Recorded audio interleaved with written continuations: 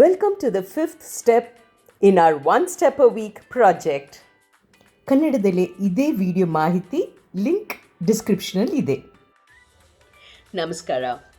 I'm sure all of you would agree with me that there are three major keywords that we teach our children. Once they come and demand something, we say, use a please.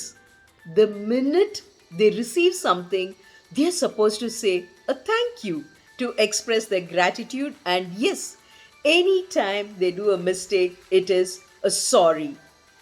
The power of these three magic words should not be given only to kids.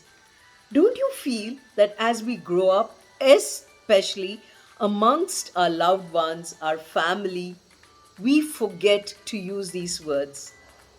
If you want a really meaningful interpersonal relationship in your family with elders, youngsters, kids, restart what we learnt as kids.